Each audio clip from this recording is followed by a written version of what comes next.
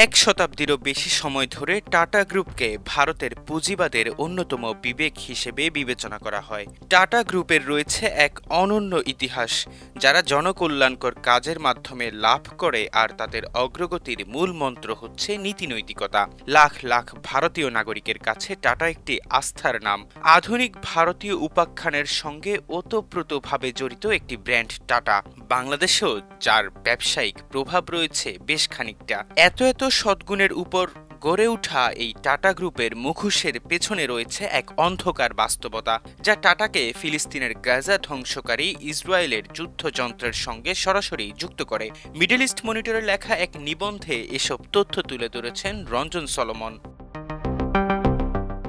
যুক্তরাষ্ট্রভিত্তিক দক্ষিণ এশীয় সংগঠন সালামে প্রকাশিত প্রতিবেদনে শিরোনাম করা হয়েছে অধিগ্রহণের স্থপতি টাটা গ্রুপ, ভারতের পুঁজি এবং ভারত ইসরায়েল জোট। এখানে টাটাকে বলা হয়েছে ভারত ইসরায়েলের সামরিক অংশীদারত্বের হৃদয়। আরও উঠে এসেছে ইসরায়েলের নজরদারি এবং দখলদারি স্থাপত্যের সঙ্গে টাটা কিভাবে জড়িত। টিআরটি ওয়ার্ল্ডের প্রতিবেদনে আরও বিশদভাবে বর্ণনা করা হয়েছে কিভাবে এই সহায়ক সংস্থাগুলো সরাসরি ইসরায়েলের সামরিক শিল্পকে টিকিয়ে রেখেছে। ভারতের বৃহত্তম বেসরকারি প্রতিরক্ষা নির্মাতা টাটা অ্যাডভান্স সিস্টেমস লিমিটেডের সঙ্গে দীর্ঘস্থায়ী অংশীদারিত্ব রয়েছে ইসরায়েলের অ্যারোস্পেস ইন্ডাস্ট্রিজের। প্রতিষ্ঠান দুটি একত্রে Barack 8 surface two air missile সিস্টেমের মূল উপাদান তৈরি করে। এটি ইসরায়েলের নৌ প্রতিরক্ষার মেরুদণ্ড, পাশাপাশি গাজায় হামলায় ব্যবহৃত গুরুত্বপূর্ণ অস্ত্র। F-16 যুদ্ধবিমানের বিমান কাঠামো এবং অ্যাপাচি হেলিকপ্টারের জন্য ফিউজলেজও তৈরি করে এই প্রতিষ্ঠানগুলো, আর এই বিমান আর হেলিকপ্টারগুলো ব্যাপক হারে ব্যবহার করা হচ্ছে পশ্চিম তীরে। টাটার আরেকটি সহায়ক সংস্থা জাগুয়ার ল্যান্ড রোভার জাতের বিরুদ্ধে এমডিটি ডেভিড হালকা সাজোয়া যানের জন্য চেসিস সরবরাহ করার অভিযোগ রয়েছে, আর এই যানগুলো পশ্চিম তীরে ফিলিস্তিনিদের টহল ও দমনের জন্য ব্যবহার করে থাকে ইসরায়েলি বাহিনী।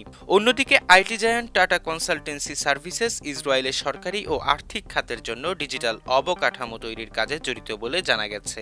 এর মধ্যে রয়েছে গুরুতর প্রজেক্ট নিম্বাস, যেখানে ইসরায়েলের নজরদারি সহজীকরণে গুগল এবং অ্যামাজনের সঙ্গে বিতর্কিত ক্লাউড কম্পিউটিং চুক্তি করতে সহায়তা করেছে টিসিএস। টাটার এই জটিলতার মাঝে কোনো শূন্যতা নেই, কেননা এটি ভারতের পররাষ্ট্র প্রতিরক্ষা নীতি প্রকাশের বৃহত্তম রাষ্ট্রীয় কর্পোরেট আয়না। ডিআরডিও এবং আইএআই যৌথভাবে বারাক 8 ক্ষেপণাস্ত্র প্রকল্পটি তৈরি করেছে। এর অংশবিশেষ টাটা অ্যাসেম্বলি করেছে।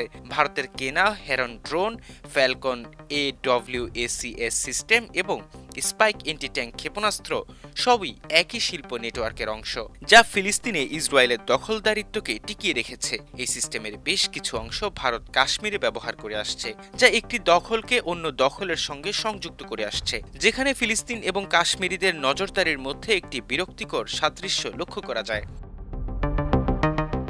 টাটা কোম্পানি তার বিজ্ঞাপনে গান্ধীর আদর্শ তুলে ধরে জনকল্যাণমূলক কথা বলে, অন্যদিকে তারা মৃত্যু নিয়ে ব্যবসা করে লাভবান হয়, যদিও তাদের নিজস্ব আচরণ বিধি জাতিসংঘ ও অন্যান্য মানবাধিকার নির্দেশিত নীতিমালার প্রতি প্রতিশ্রুতিবদ্ধ, অর্থাৎ যা মানবাধিকার লঙ্ঘনে অংশগ্রহণ নিষিদ্ধ করে। তবুও তাদের মধ্যে কোনো দৃশ্যমান জবাবদিহিতার ব্যবস্থা নেই। তারা তাদের প্রতিরক্ষা খাতের কোনো রাজস্ব প্রকাশ করে না, নীতিগত সম্মতির কোনো পাবলিক অডিট নেই এবং এই চুক্তির মানবিক প্রভাবের উপরও তাদের কোনো নিজস্ব পর্যবেক্ষণ নেই।